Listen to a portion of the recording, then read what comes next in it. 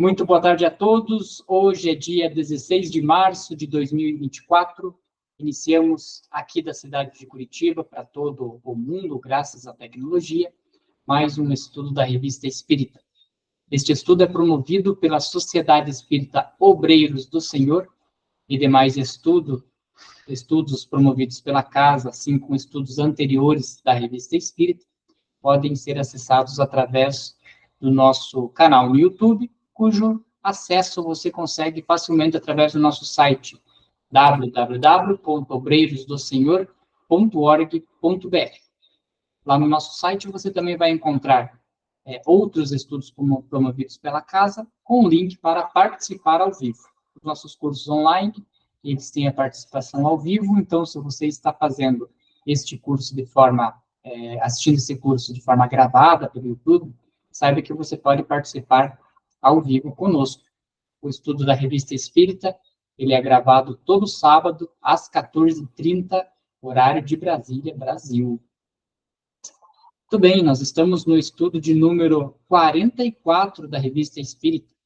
E nesse estudo de número 44, do ano de 1861, Kardec vai dar continuidade no tema dissertações e ensinos espíritas. Nós já iniciamos esse tema na semana passada e vamos dar continuidade, que são as comunicações espirituais que vinham ali, muitas das vezes, espontaneamente, no grupo mediúnico de estudos espíritas que Kardec participava, e ele dava esse nome de dissertações porque eram verdadeiras dissertações, verdadeiros ensinamentos espíritas para a nossa vida.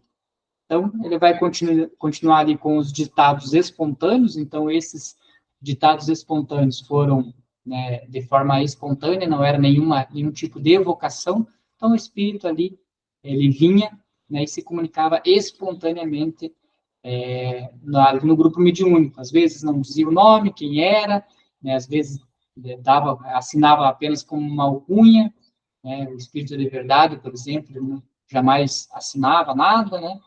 Então, ele sempre dizia um espírito de verdade, ou um espírito amigo, e assim outros espíritos também, mais evoluídos, que não queriam colocar seu nome ali para qualquer problema que pudesse vir a ter, né, deixavam o anonimato. Mas os ensinamentos são muito profundos.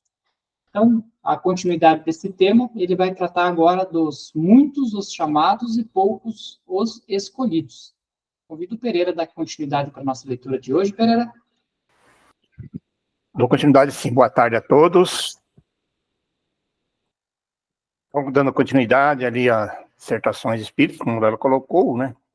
O tema aí, muitos chamados e poucos os escolhidos. Então, tem um parênteses ali que o Kardec faz ali. Com o título de Missão dos Espíritos, Allan Kardec inseriu essa mensagem da autoria do Espírito Erasto, no capítulo 20, item 4 do seu O Evangelho segundo o Espiritismo. Aí é da editora, né, que colocou aí para demonstrar que foi utilizado no Evangelho. Como nós falamos já antes, o Kardec era o laboratório do mundo invisível, então ele usou muitas das mensagens aí da Revista Espírita, no Livro dos Médiuns, aqueles livros que saíram depois da Revista Espírita, da edição da Revista Espírita, muitos textos foram replicados, ali, foram aproveitados, melhorados e foram utilizados nas outras obras posteriores, né? Então, vamos lá. Esse texto foi obtido pelo Sr. Dumbel, médio da sociedade. Então, vamos ver a primeira parte do texto aqui. Esta máxima evangélica deve aplicar-se com muito mais razão aos tempos atuais do que aos primeiros dias do cristianismo. Com efeito, já não escutais o ruído da tempestade, que há de arrebatar o velho mundo e abismar no nada o conjunto de iniquidades terrenas? Ah, bendizei o Senhor, vós que haveis posto a vossa fé na sua soberana justiça, e que novos apóstolos da crença, revelada pelas proféticas vozes superiores, ides pregar o novo dogma da reencarnação e da elevação dos espíritos conforme tenha cumprido, bem ou mal, suas missões, e suportado suas provas terrestres. Não mais vos assusteis. As línguas de fogo estão sobre as vossas cabeças. Ó, verdadeiros adeptos do Espiritismo, sois os escolhidos de Deus. Ide, pregai a palavra divina. É chegada a hora em que deveis sacrificar a sua propagação aos vossos hábitos, aos vossos trabalhos, às vossas ocupações fúteis. Ide e pregai. Convosco estão os espíritos elevados. Certamente falareis a criaturas que não quererão escutar a voz de Deus, porque esta voz as exorta incessantemente à abnegação. Pregareis o desinteresse aos ávaros, a abstinência aos dissolutos, a mansidão aos tiranos domésticos, como aos déspotas. Palavras perdidas, eu sei. Mas não importa. Passe, mister, regueis com os vossos suores terreno, onde tendes de semear, porquanto ele não frutificará e não produzirá senão sob os reiterados golpes da enxada e da charrua evangélicas. Ide e pregai. Ó, todos vós, homens de boa fé, consciente da vossa inferioridade em face dos mundos disseminados pelo infinito. Lançai-vos em cruzada contra a injustiça e a iniquidade. Ide e prospervei esse culto do bezerro de ouro, que cada dia mais se alastra. Ide, Deus vos guia. Homens simples e ignorantes, vossas línguas se soltarão e falareis como nenhum orador fala.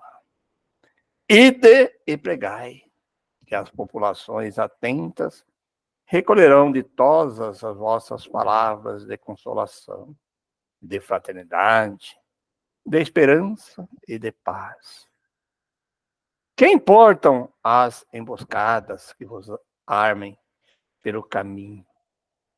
Somente lobos caem em armadilhas para lobos. Porquanto o pastor saberá defender suas ovelhas das fogueiras imoladoras. Ide, homens, que grandes diante de Deus, mais ditosos de que Tomé, credes sem fazer de questão de ver. Aceitai os fatos da mediunidade, mesmo quando não tenhais conseguido obtê-los por vós mesmos. Ide, o Espírito de Deus vos conduz. Marcha, pois, avante, falange imponente, pela tua fé e por teu pequeno nome. Marchai diante de ti os grandes batalhões. Marcha, né? Diante de ti os grandes batalhões dos incrédulos se dissiparão, como a bruma da manhã aos primeiros raios do sol nascente. Aqui ele pegou uma frase da Bíblia, né? A fé é a virtude que desloca as montanhas, disse Jesus, lá em Mateus 17:20. Todavia, mais pesados do que as maiores montanhas, jazem depositados nos corações dos homens a impureza e todos os vícios que derivam da impureza. Parte, então, cheio de coragem, para removerdes esta montanha da iniquidade, que as futuras gerações só deverão conhecer como lenda, do mesmo modo que vós.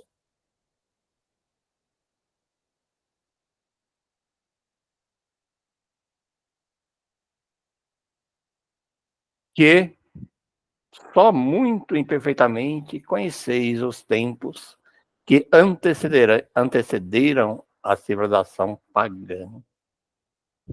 Sim, em todos os pontos do globo vão produzir-se as subversões morais e filosóficas.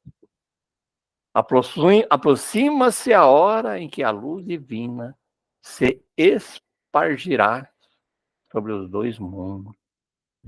Ide, pois, elevai a palavra divina aos grandes que a desprezarão, aos eruditos que exigirão provas, aos pequenos e simples que a aceitarão.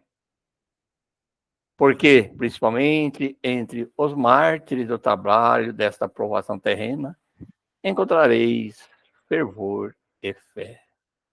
Ide!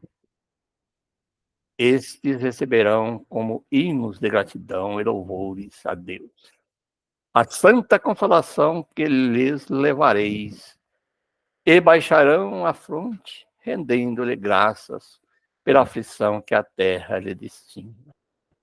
Ame-se, vossa falange de decisão e coragem. Arme-se, desculpa aqui, vamos voltar de novo. Arme-se, a vossa falange de decisão e coragem. Mãos à obra. O arado está pronto. A terra espera.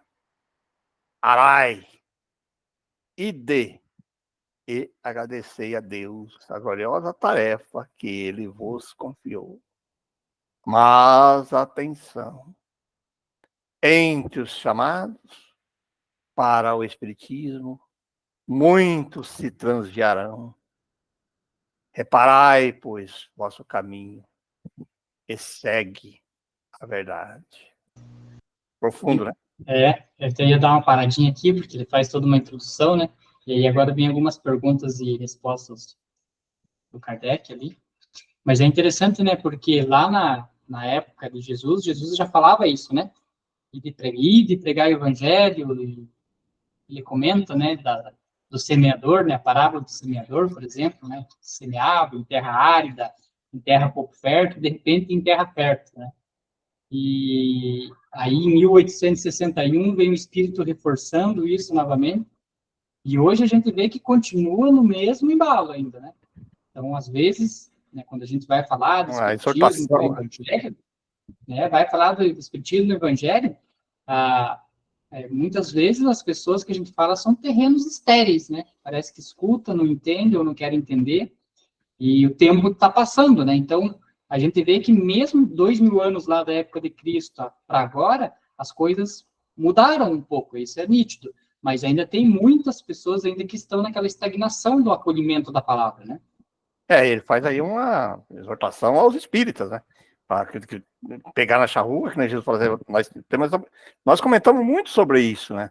Inclusive, às vezes nós fazemos algumas críticas ao próprio movimento espírita, como que ele é colocado, porque ele é muito, vamos dizer assim, morno, muito frio em algumas questões, né? E aí deixa bem claro, né? Inclusive ele fala, muitos cairão, muitos não seguirão, né? Na última parte ali do texto, ele deixa isso, que muitos transviarão, né? Muitos espíritas não prosseguirão. Então, isso faz uma reflexão para nós mesmos, né? Será que nós estamos fazendo tudo isso? Nós comentamos sobre essas questões de quando sermos espíritas em qualquer lugar que estivermos, né? Sermos cristãos, né? Que essa é uma exortação aos cristãos mesmo. O cristão espírita tem mais obrigação porque conhece as coisas. Às vezes, quando tiver algumas coisas erradas, ou quando chega a oportunidade de uma pessoa que chega à nossa frente, de nós falarmos um pouquinho sobre essas questões, às vezes, eu sei disso, que por conveniência ou por questão social, porque não pegar bem, nós nos omitimos, né? Até às vezes da nossa opinião, né? Às vezes as oportunidades aparecem constantemente. Parece que quando a gente é espírita, É comum a gente estar em algum lugar assim, recentemente aconteceu isso, você está, às vezes, parado em algum lugar, conversando assim num restaurante ou num lugar público, sentado ali aguardando alguma coisa, chega uma pessoa e começa a conversar e você vê que está ali a oportunidade de você falar um pouquinho sobre essas questões, né? Então, eu acho que é assim um puxão de orelha, se nós estudarmos bem assim, poxa, nós temos que ser realmente espíritos, não sermos aqueles que vaquejam, né? Aqueles espíritos que conhecem tudo e na hora assim, não vou falar isso porque não é conveniente, que pode me prejudicar. Então, é complicado isso. Mas sabe, Pereira, que eu tenho visto que desde a última conferência, né, e agora eu acompanhei bastante palestras ao vivo dessa conferência que teve esse final de semana passado, eu vejo que alguns palestrantes eles já estão sendo mais incisivos mesmo no tema, né? Então, essa última conferência que teve foi tratado sobre o aborto, e principalmente o Alberto Almeida falou muito firmemente essa questão de contra o aborto, né? Então, acho que essa é uma das missões também, né? Porque, por exemplo, eu, Pereira, a gente tem o nosso grupo, talvez formadores de opiniões, mas com um pequeno número de pessoas. Agora, um Alberto Almeida, um Divaldo Franco, né, o próprio Haroldo, o Rossandro, que são pessoas assim com muitos seguidores, tem que tocar na ferida mesmo e demonstrar, né? Olha, o espírita, o cristão realmente não pode ser conivente com essas questões, por exemplo, do aborto. Ainda hoje de manhã, a, a minha esposa estava assistindo um vídeo ali do Rossandro, e até me chamou para escutar um trechinho, que ele comentou muito incisivo na questão das pessoas que lamentam, né? Ah, porque eu não consigo nada, eu luto e não consigo evoluir profissionalmente e tal. Aí ele comentou que para ter sucesso na vida, tem que ter dedicação, você tem que ter ali uma meta, um cronograma muito bem afinado. E para não vencer na vida, também tem que ter dedicação. Por que que isso tem que ter dedicação? Porque você tem que ficar todo dia acompanhando a novela. Para não vencer na vida, você tem que ficar 2, 3 horas no Instagram, no TikTok. Para não vencer na vida, você tem que ficar todo dia acompanhando o seu ator, sua atriz favorita, para saber das fofocas. Então, sabe, às vezes a gente até estranha quando algum palestrante vem falar isso, mas eu acho super importante, assim, essas pessoas que são reconhecidas tocar nesse assunto, porque uma coisa é o Leandro falar, né? Outra coisa é um palestrante mais reconhecido, às vezes o peso da palavra é melhor. Vai desagradar alguns? Pode desagradar, mas eu acho que é aí nesse ponto que se está realmente aí fazendo a missão de ser espírita, né? Eu sou um pouco crítico a esses tipos de eventos grandiosos, com muitos dispêndios financeiros, porque são caros fazer esses eventos. Eu, às vezes, penso assim, deveria ser feita uma análise desses temas que você falou aí, quanto disso chega realmente dentro da casa espírita. Olha, quanto isso favorece, por exemplo, a criação de grupos dentro da casa espírita que possa atender essas pessoas que chegam, quanto isso pode aumentar a quantidade de grupos mediúnicos dentro da casa espírita, grupos de atendimento, diálogos fraternos, de preparação de público, porque senão fica sempre chovendo no mesmo. Você está entendendo o raciocínio? Você faz uma coisa grandiosa, como dispende, mas avalie-se. Isso aí chega realmente? Eu sei porque você já está fazendo há quantos anos estão fazendo esses eventos, eu analiso assim que depois passa, no seguinte, você conversa com as pessoas dentro das casas espíritas, não muda nada, entendeu? Tem que ter mais engajamento, tem que fazer algumas coisas diferentes que possa realmente chegar nas pessoas de frente, nas pessoas que estão ali atendendo o público dentro da casa espírita, que estão fazendo o diálogo fraterno, que estão dentro do grupo mediúnico, senão fica uma coisa assim, muito palavras bonitas. Você está entendendo? Falou, a pessoa, mas isso chega. E as pessoas que assistem esses eventos, eu percebi já, são sempre as mesmas. Entendeu? O que você traz assim? Agora você falou nesse, eu acompanhei pouco esse evento, mas você falou nesse que teve uma novidade, que eu acho importante isso, mudar um pouquinho esse paradigma de fazer aquelas palestras bonitas para agradar o público ou vender livros depois, e trazer alguma coisa mais prática, mais objetiva, que possa realmente alcançar a linha de frente, as pessoas que estão ali. Senão, fica ali, vai, bonito, muito bonita. Mas e as pequenas casas espíritas do interior? E as casas que estão esparramadas aqui por todo o Paraná, nós temos um monte de casas aí, temos... O que eles estão fazendo? Como é que pode melhorar esse relacionamento? Eu acho que teria que ser feita uma avaliação disso. De quanto disso que você disse agora há pouco aí, que eu acho muito bonito, eu acho correto, eu acho que está certo esse caminho, mas quanto disso chega realmente para as pessoas, a preparação das pessoas que estão fazendo as palestras nas casas espíritas, estão fazendo o evangelho, estão fazendo o estudo que nós estamos fazendo aqui da Revista Espírita. Quanto isso chega de influenciar essas pessoas vamos dizer assim, arregaçar as mangas e trabalhar, né? Pegar a charrua, como ele diz aí, pegar a charrua e começar a lavrar a terra dessas imperfeições. Eu gosto de usar muito esse termo, né? Às vezes eu falo para as pessoas que eu estou atendendo, eu falo, poxa, pega a charrua, né? Lavre as imperfeições tuas, né? Cabe a cada um, inclusive eu sempre falo isso, a responsabilidade é tua de pegar a charrua e lavrar. Ore para que Deus possa enviar aí a semente adequada para você plantar, para você ter colheita para frente, que é o tema que está colocando, então isso tem que chegar mais. Não ficar assim, palavras bonitas, voando e... entende? É uma crítica que eu faço, assim, não é... às vezes eu não entendo algumas coisas. Quantas pessoas têm acesso? Às vezes as pessoas que assistiram o ano passado, outro ano, sabe, os seguidores têm milhões. Mas e aí? O que muda realmente na próxima semana, no próximo dia? Que impacto tem aí? Fala, poxa, olha, gente, nós temos que incentivar aí os grupos mediúnicos para atender mais grupos de obsessão, nós temos que incentivar preparar mais o pessoal do diálogo fraterno, o pessoal da recepção, das casas espíritas. Não para ficar com chegar a pessoa lá, que né, falamos lá, que uma vez eu vi uma pessoa falar sobre aborto na casa espírita, eu fui assistir a palestra, e eu saí daqui lá e fiquei pensando, puxa vida, se eu fosse uma mulher aí, eu tinha cometido um aborto, eu ia sair ali arrasado, porque não falou, claro, eu sou condenado com aborto, sou contra. Mas o que elas estão fazendo, primeiro, para evitar que mulheres pratiquem isso, e outro, para também que as mulheres que praticaram isso, o que nós estamos fazendo para consolar essas mulheres que já podem começar nessa vida, iniciar um processo de aceitação e de mudança. Então, a gente tem que refletir sobre essas questões, né? Mais profundamente. Né?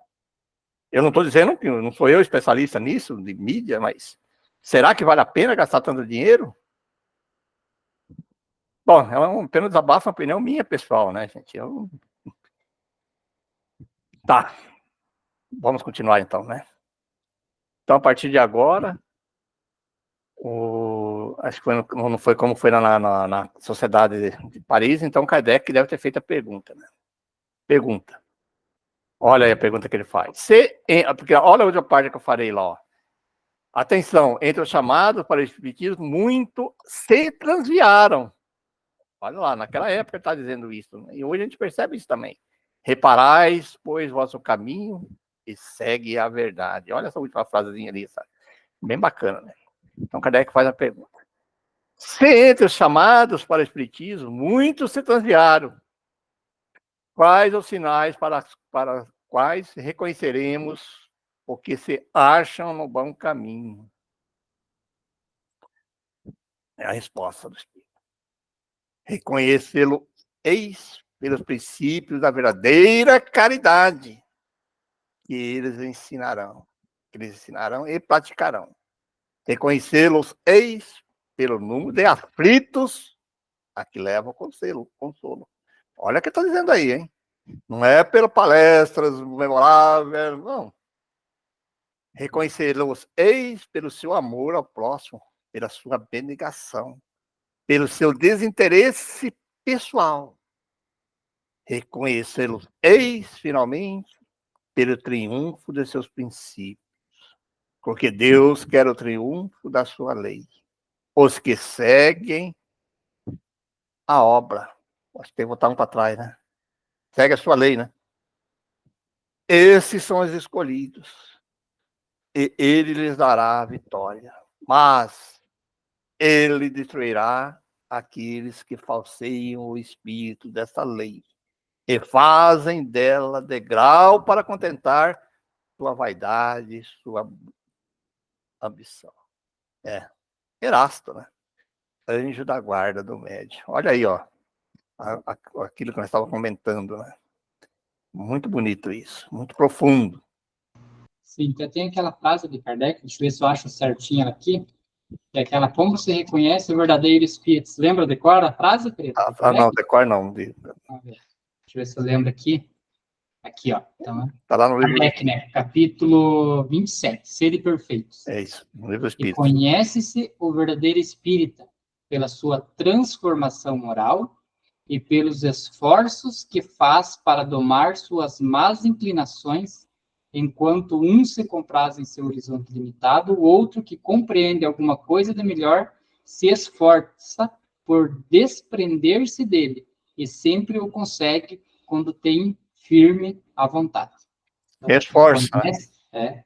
reconhece seu verdadeiro espírita pela sua transformação moral e pelos esforços que faz para domar suas más inclinações. Não é por ele ser perfeito, não.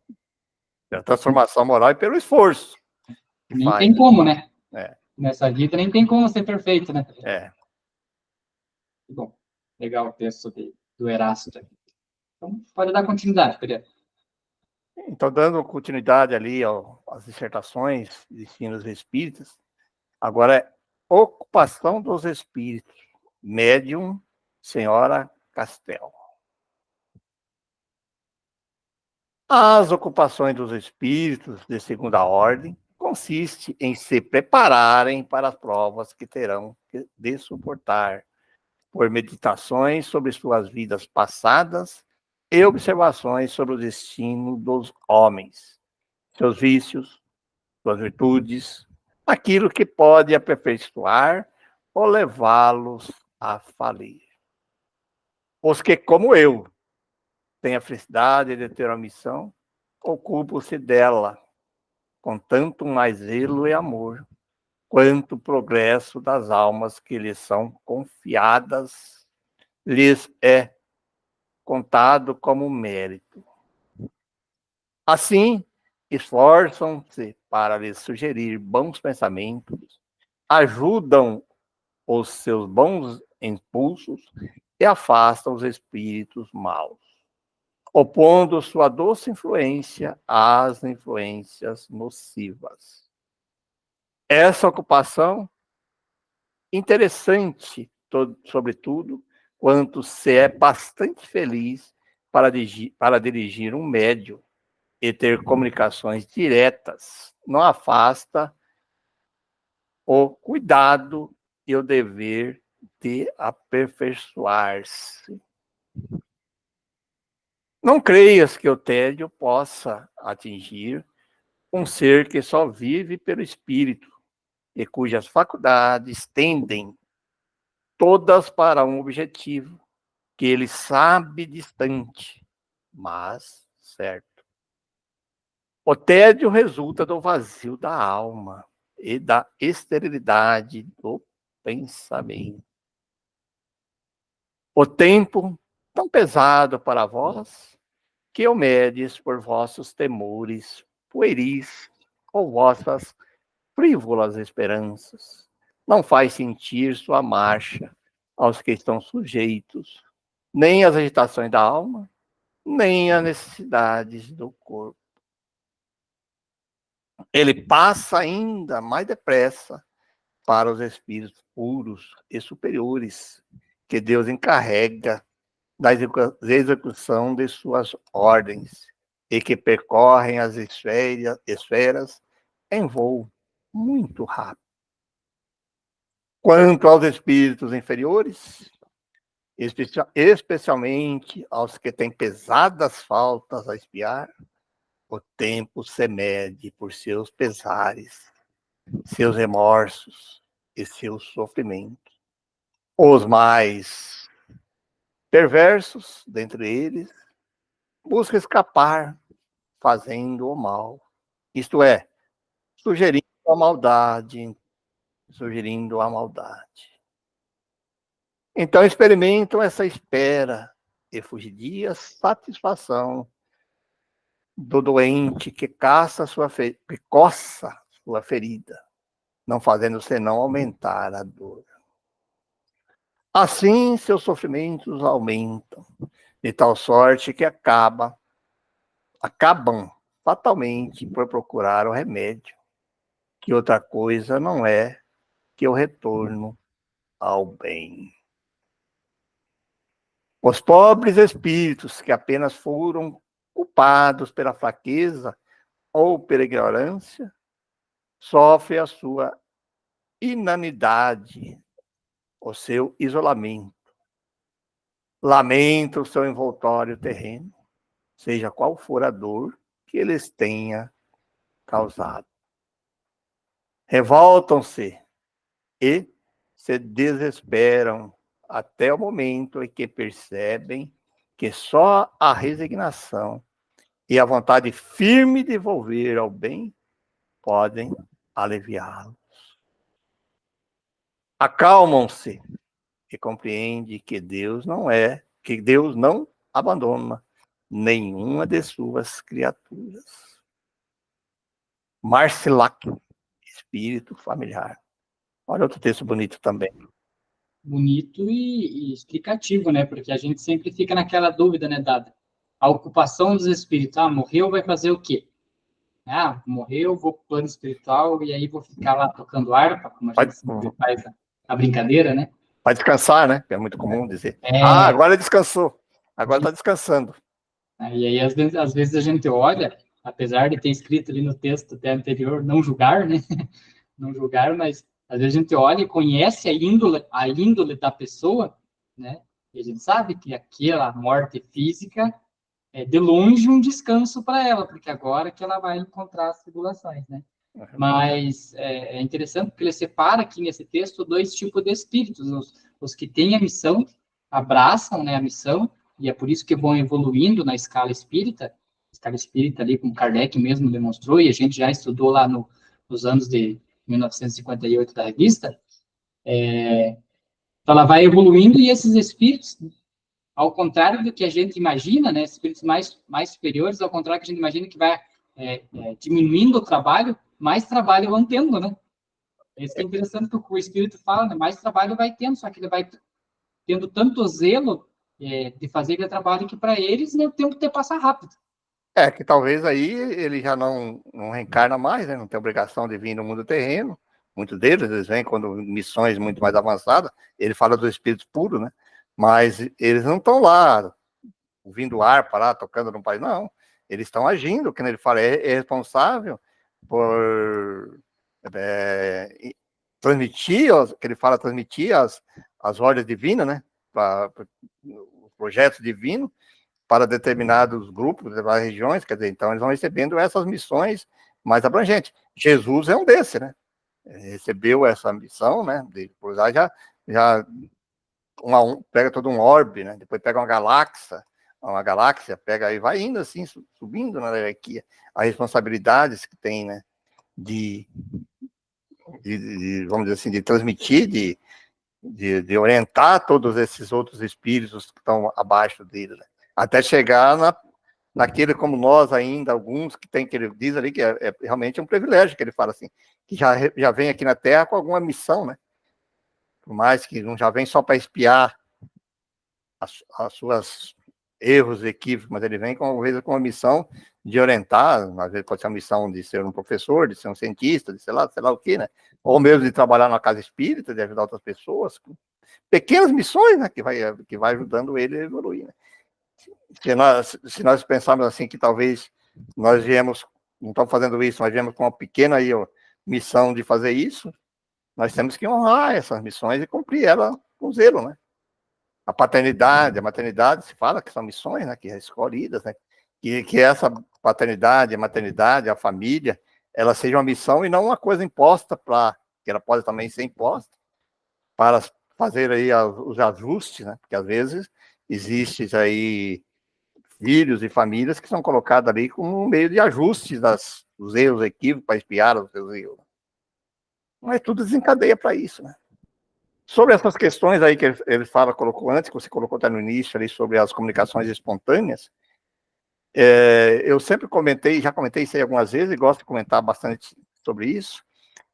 É uma das questões aí que o movimento espírita teria que rever essa questão, de aproveitar mais, porque dentro do grupo mediúnico, normalmente, fora os grupos de obsessão, que às vezes é evocado, né, que é feito, lido o nome, mas eu percebo nos grupos que a gente participa e alguns outros grupos, que a maioria das comunicações que vêm são espontâneas, né?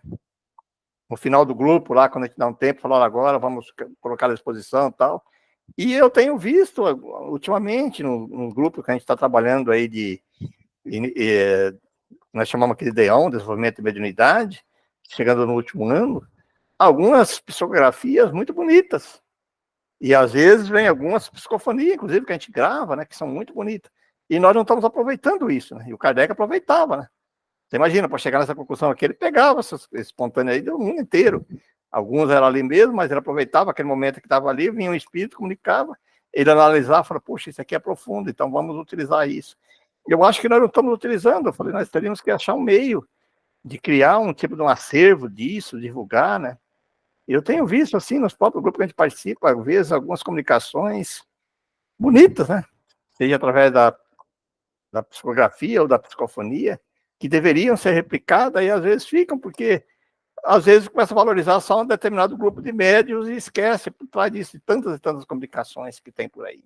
Por exemplo, nós não sabemos comunicações, vamos falar aqui do Paraná, de Curitiba mesmo, vamos falar de Curitiba, tantas casas espíritas que tem aqui, nós não sabemos como é que estão essas comunicações, como é que estão esses grupos, né, como é que existe aqui, e vamos aumentando isso, de Curitiba para aqui, para a região oeste, região norte, noroeste, poxa, tantas ruas que tem por aí, como é que estão isso aí? Tem trabalho? Como é que estão essas comunicações espíritas? Será que não tem material bonito? E aí vamos colocando para nível de Brasil, fica muito restrito, né? Às vezes fica naquele grupo ali e morre ali. E às vezes tem coisas bonitas, hein, gente? Eu já percebi já algumas comunicações profundas, que deveriam ser mais analisadas, né? Criada e colocada, um tipo no canal aí, sei lá, alguma coisa assim, divulgada essas comunicações. Senão a gente fica sempre na elitização, né? Tem acesso às comunicações dos palestrantes mais conhecidos, e a gente nota nitidamente ali que Kardec vinha de todo o mundo das comunicações de pessoas que ele nem tinha noção de quem eram. Lógico que se fosse para iniciar um projeto assim, tinha que ter uma responsabilidade, né, desde começando lá da própria casa espírita, para fazer a triagem da comunicação, que eles, através ali da análise crítica, como Kardec sempre fazia, não, essa aqui parece muito real, deixa eu encaminhar. E aí, uma curadoria para a gente colocar as comunicações realmente verdadeiras, porque também, senão ia vir comunicações de vários obsessores ali, né, que poderiam...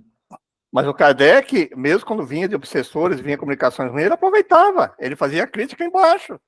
Aí ele aproveitava para evocar aquele espírito, para colocar e fazia o parecer dele, né? Então, é aquilo que você falou.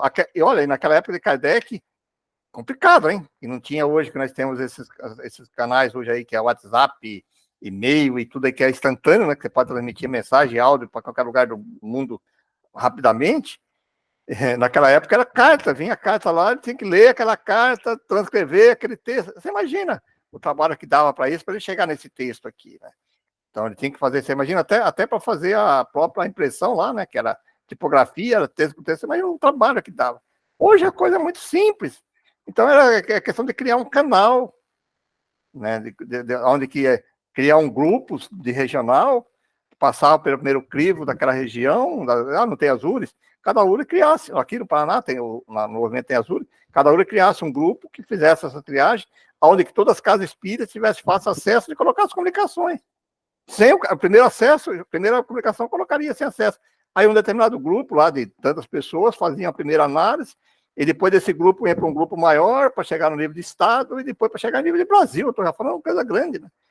Você está entendendo o raciocínio? Depois que sair tudo isso aí, criasse um lugar de divulgação onde teriam catalogado essas comunicações por ordem de texto, de região, sei lá, uma coisa assim que as pessoas pudessem ter acesso e refletir sobre isso.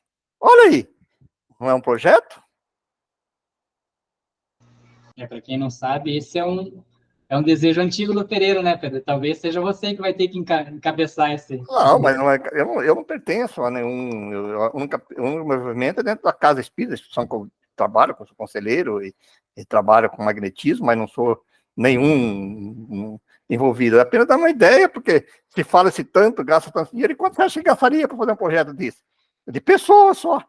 Porque hoje é barato para você criar um canal aí, um restrito de comunicação que chega aqui, até chegar num site aberto ali, não é muito dinheiro isso, comparando. A questão é arrumar pessoas que queiram participar disso, né, desse projeto, né, organizar isso. Orar a Deus para a gente saber conduzir o tempo igual Kardec conduzia, né? Pois é. Ele nunca deixou seus afazeres, né, como profissional, como professor, e conduziu o tempo para fazer organizou seu próprio tempo para fazer toda essa codificação. E hoje em dia a gente com tanta tecnologia, com tanta coisa para facilitar e a gente não consegue fazer. Pois é, existe tantos cargos dentro da Federação Espírita lá, que tem tanto secretário, não sei o quê, nas URES. Poxa, mas então cria-se um cargo ali, uma hierarquia ali, que se fosse responsável por isso, que chama-se de difusão doutrinária, né? Mas teria que ter uma maneira de fazer, de se aproximar essas comunicações. Né? Bom, vamos lá, vamos dar continuidade. Dá tempo de ler mais uma, né? Dá tempo, sim, bem. Agora o título é O Deboche, enviado pelo Sr. Sabot de Bordeaux. Olha, lá de Paris agora já não é mais lá da Casa Espírita, lá, né, da Sociedade, já veio lá de Bordeaux. Então começa o texto assim. A escolha dos bons autores é muito útil, e os que exercem seu domínio sobre vós, excitando-vos a imaginação pelas loucas paixões humanas, não fazem senão corromper o coração e o espírito. Com efeito, não é entre os apologistas da orgia, do deboche, da volúpia e dos que preconizam os prazeres materiais que se pode aurir lições de melhoramento moral. Pensai, pois, meus amigos, que se Deus vos deu paixões, foi com o objetivo de vos fazer concorrer para os seus desígnios, e não para as satisfazer como um animal. Ficai certos de que se consumes, né? Vou voltar de novo aqui. Ficai certos de que se consumes a vossa vida em loucos prazeres, que apenas deixam remorsos e o vazio do coração, não agireis segundo os propósitos de Deus. Se vos é dado reproduzir a espécie humana, é que milhares de espíritos errantes esperam no espaço a formação dos corpos de que têm necessidade para recomeçar suas provas. E que, usando as vossas forças em ignóbeis volúpias, ides encontro aos desígnios de Deus, e grande será vosso castigo. Bane, pois, essas leituras, da quais não tirais nenhum proveito, nem para a vossa inteligência, nem para vosso aperfeiçoamento moral. Que os escritores sérios de todos os tempos e de todos os países vos façam conhecer o bem, o belo e o bem. Que elevem vossa alma pelo encanto da poesia, ensinando-vos o emprego útil das faculdades com que o Criador vos dotou. Felícia, filha do médio. Observação ali. Não haverá algo profundo e sublime nessa ideia de que dá à reprodução do corpo um objetivo tão elevado? Os espíritos errantes esperam esses corpos de que necessitam para o seu próprio adiantamento, e que os espíritos encarnados estão encarregados de reproduzir, como o homem espera a reprodução de certos animais para vestir e alimentar-se. Disso resulta outro ensinamento de alta gravidade. Se não se admite que a alma já tenha vivido, é absolutamente necessário que seja criada no momento da formação, e para o uso de cada corpo. De onde se segue que a criação da alma por Deus estaria subordinada ao capricho do homem, e na maior parte das vezes é o resultado do deboche. Como? Todas as leis religiosas e morais condenam a depravação dos costumes. E Deus aproveitaria disso para criar almas. Perguntamos a todo homem de bom senso se é admissível que Deus se contradiga a tal ponto. Não seria glorificar o vício, uma vez que se prestaria a realização dos mais elevados desígnios do Todo-Poderoso, a criação das almas? Que nos digam se tal não seria a consequência da formação simultânea das almas dos corpos. E seria pior ainda, se fosse admitida a opinião dos que pretendem que o homem procria procria a alma ao mesmo tempo que o corpo. Admite, ao contrário, a persistência da alma, e toda contradição desaparece. O homem não procria senão a matéria do corpo. A obra de Deus, a criação da alma imortal, que um dia deve aproximar-se dele, não mais está submetida ao capricho do homem. É assim que, fora da reencarnação, surgem dificuldades insolúveis a cada passo e se cai na contradição, no absurdo, quando quer explicá-las. O princípio da unicidade da existência corporal. Para decidir sem retorno o destino futuro do homem, perde terreno e partidários diariamente. Podemos, pois, dizer com segurança que, em pouco tempo, o princípio contrário será universalmente admitido como único, lógico, ou único conforme a justiça de Deus, e proclamado pelo próprio Cristo, quando disse, entre aspas, né, eu vos digo que é necessário nascer várias vezes antes de entrar no reino dos deuses. Olha aí só, né, gente? Olha que interessante, eu nunca tinha parado para pensar por esse ponto de vista, né? Às vezes a gente para, assim, a gente já tem uma concepção e aquilo parece tão lógico para nós, que às vezes a gente até nem se preocupa tanto em buscar outras alternativas daqueles que não acreditam, né? Por exemplo, a reencarnação. Para mim, é uma coisa tão lógica, que não precisa de outras explicações mais para você acreditar na reencarnação, né? E aí, mas fica interessante esse ponto que Kardec trouxe na explicação, que se a alma fosse feita no momento da concepção, né, no momento da criação, Deus estaria subordinado ao homem. Que, por exemplo, hoje, enquanto a natalidade humana está diminuindo, as famílias que antes tinham 13, 11 filhos, 7, não, ali por mais no início dos anos 1900, hoje as famílias têm 1, 2, 3, às vezes no máximo. Então, Deus estaria subordinado à vontade da raça humana se procriar para daí criar uma alma. E isso estaria totalmente ao contrário de onde gira a roda, né? Então, você vê mais uma explicação que a gente tem para quando for conversar com alguém, explicar sobre a reencarnação, né? Explicar sobre isso, dizer assim, mas então quer dizer que Deus cria alma só quando o homem procria, então Deus é subordinado ao homem? É o inverso, né?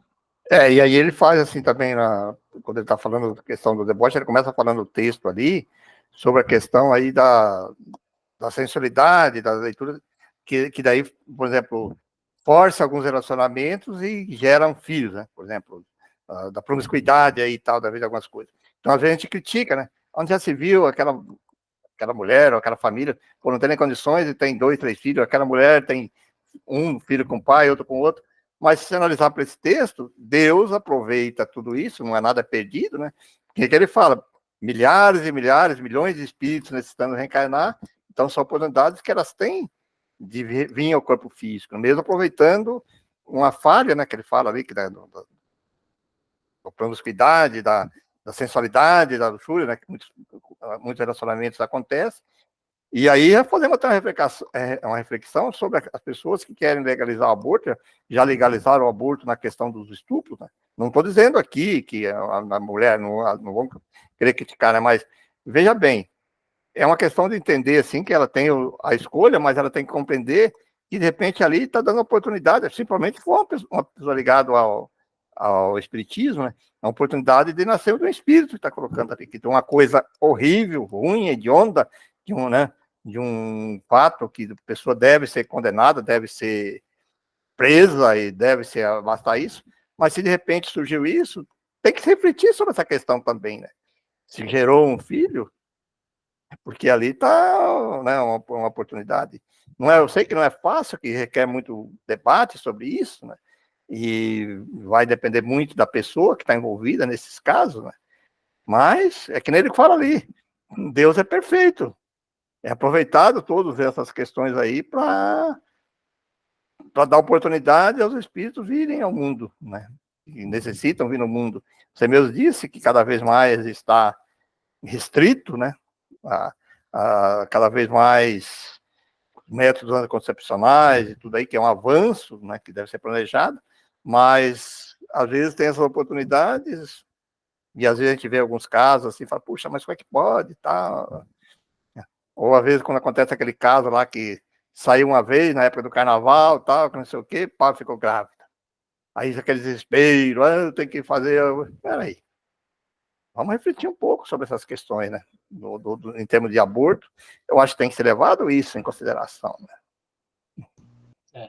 E da mesma forma que a gente estudou já um dos textos anteriores que falava sobre a prece, eu também foi um conhecimento que eu angariei, por isso que é tão maravilhoso esse estudo da revista, porque em simples palavras, Kardec consegue trazer um ensinamento muito grandioso.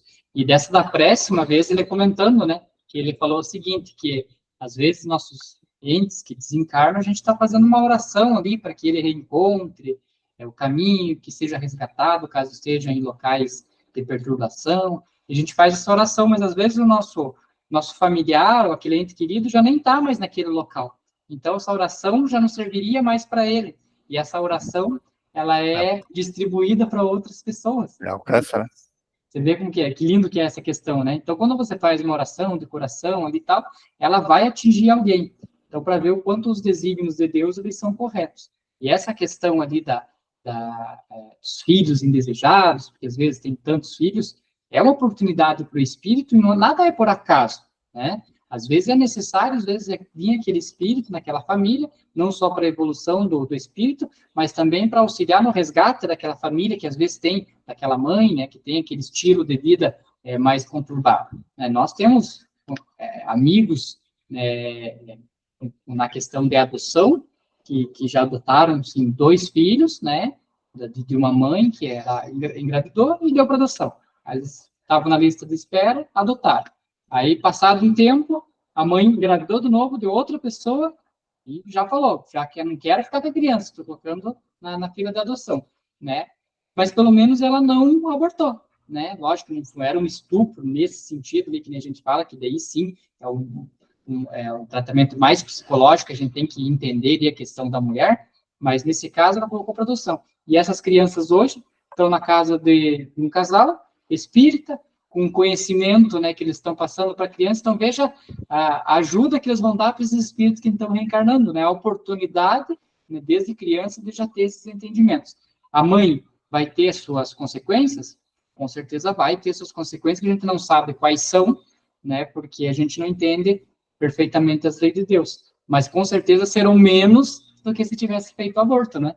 Porque a grandeza já está nisso aí. Eu acho que a grandeza assim, fala, puxa, já que veio aqui, eu vou dar oportunidade, mesmo que não seja espírito, eu vou deixar nascer, mas como eu não tenho condições, vou fazer isso. Primeiro, já tem um ponto positivo nisso, né? Você deu oportunidade, né? Então, você vai, puxa, mas eu não tenho condições psicológicas de criar essa criança e tal, não sei o quê. Tudo bem. Então, seja a humildade que tem essa senhora aí, né?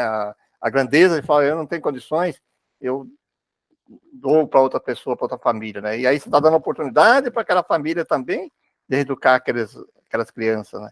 Olha que grandeza aí, por isso que eu falo, a justiça divina é perfeita, né? Ela tem seus meios, seus caminhos, né? É que nós aqui, às vezes, não compreendemos elas corretamente, interpretamos de acordo com nossos desejos, nossa necessidade, né? Mas tudo tem um significado, né? Nada acontece por acaso, né? E que nem você falou, às vezes, por isso que eu estava falando assim da sensualidade ali, das coisas ali, né? Que ele coloca no texto ali, Deus aproveita isso, a justiça divina aproveita para dar oportunidade para esses espíritos virem, fala, vamos lá, porque ali eu sei que vai dar oportunidade, vamos para frente, né?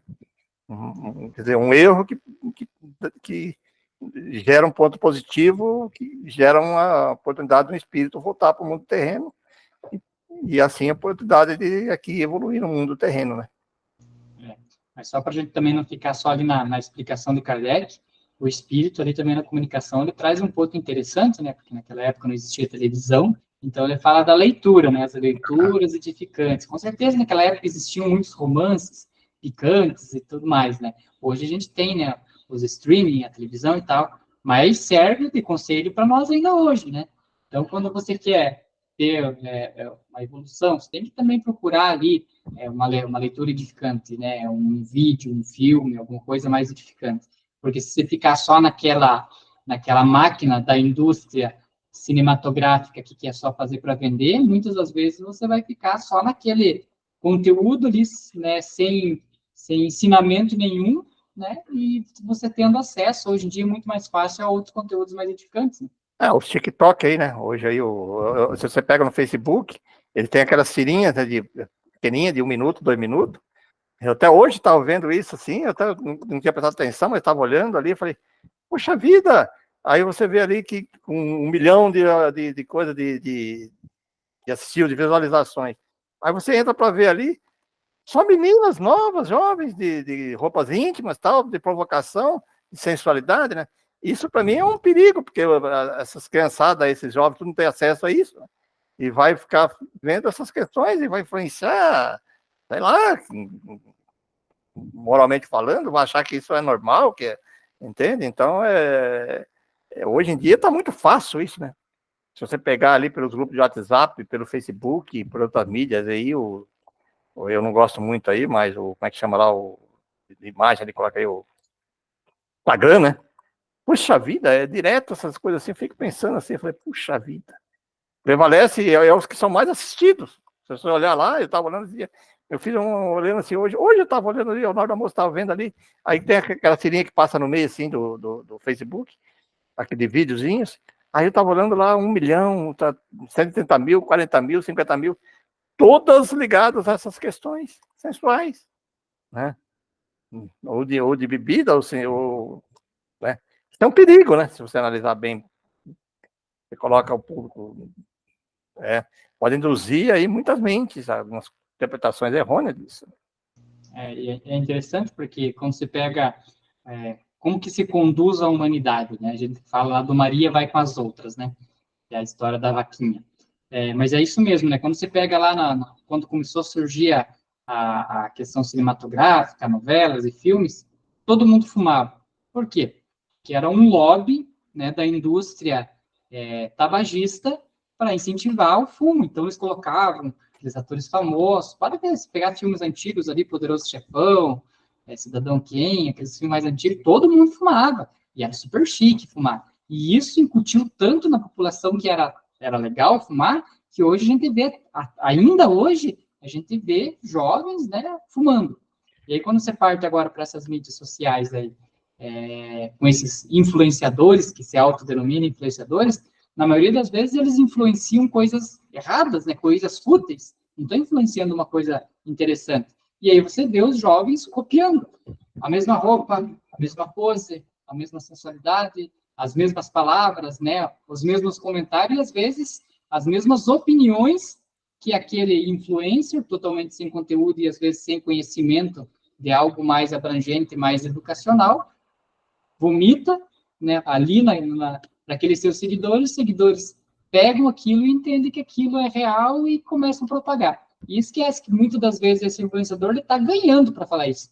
Na verdade, ele está, né? Às vezes nem é tanto o pensamento dele aquilo lá, mas é o que ele ganha para falar. e quem está assistindo acha que ele é assim, e por ele ser um ídolo para a pessoa, começa a, a duplicar aquilo que ele está falando, certo? É um perigo total, né?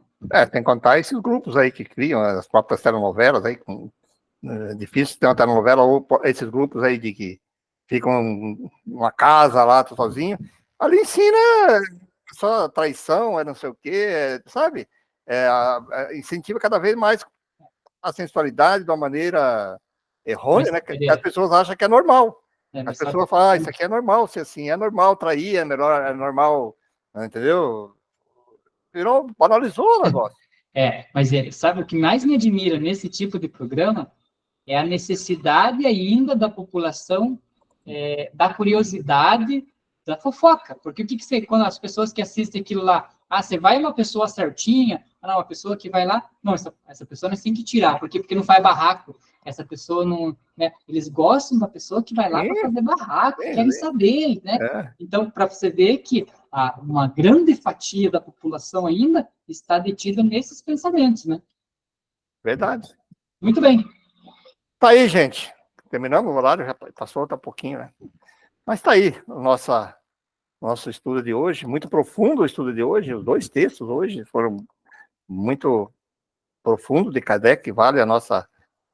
Kardec trouxe, né, que não é de Kardec o texto, mas que ele trouxe aí para nossas reflexões, que os espíritos trouxeram, que serve aí para nossas reflexões aí. E como disse o primeiro texto, nós, como os espíritas, temos que se posicionar sobre isso, né, gente? Se posicionar para que sejam mudadas essas questões, que sejam valorizados mais vídeos ligados às questões morais. Então vamos nesses instantes, embalados pelo sonho musical,